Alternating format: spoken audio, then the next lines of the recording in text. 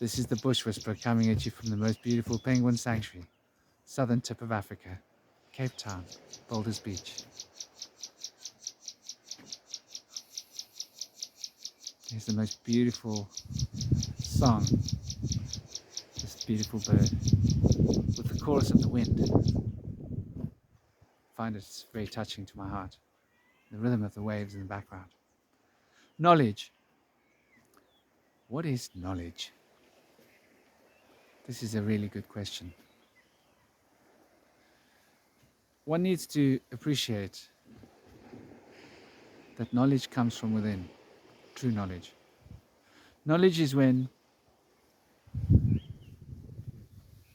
wisdom swims through the ocean of understanding, producing the child of knowledge.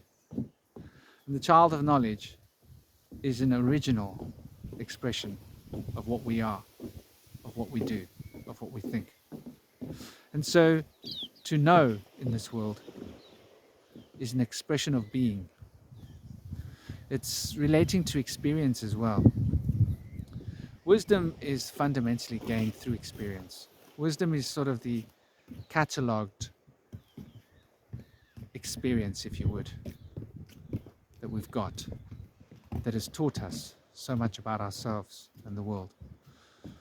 Understanding is how we're able to relate to ourselves and the world, relating to information, relating to things.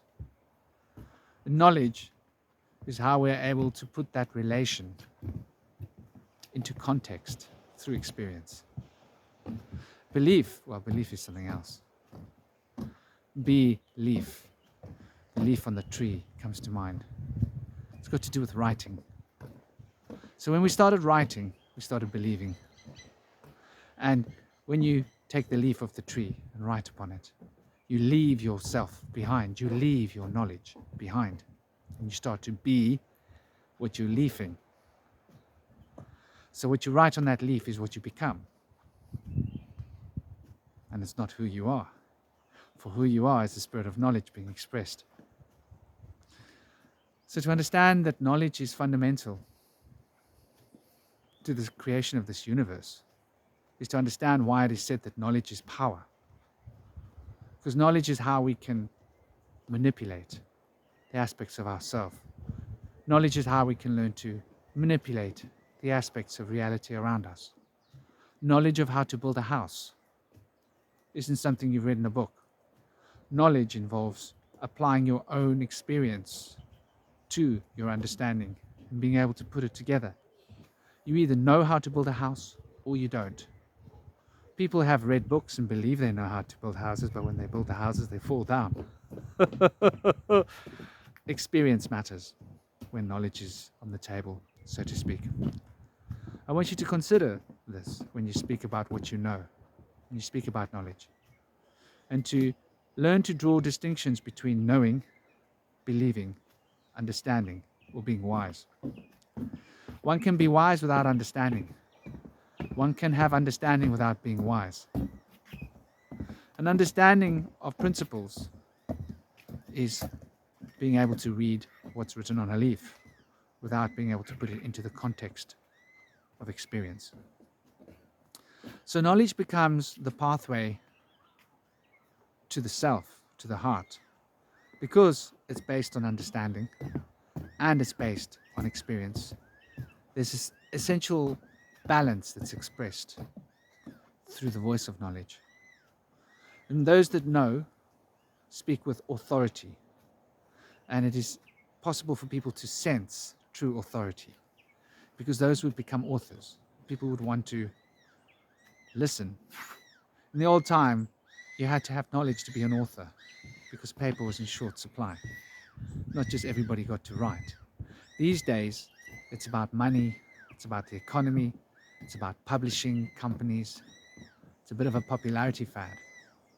It's not so much necessity.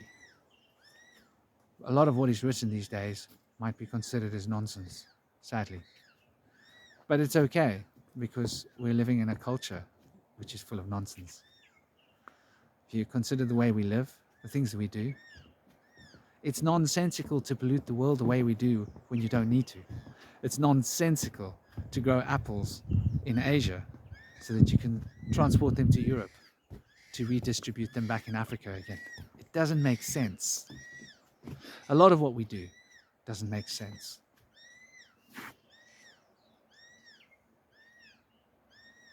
There's a little baby penguin asking for fish.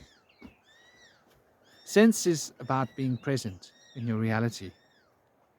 And so I know that that baby penguin is looking for food because I live here. I'm here every day and I know the sounds of these penguins. I walk through this path every single day, twice at least. And so my experience, based on my understanding of that particular sound, has taught me to know. That's the difference between believing and knowing. You've got to have walked the walk and walked the path to know. And a lot of people these days pass off what they understand as if it's knowledge, without really taking the time within themselves to consider what the difference is. Like this, share this, let the algorithms work for us.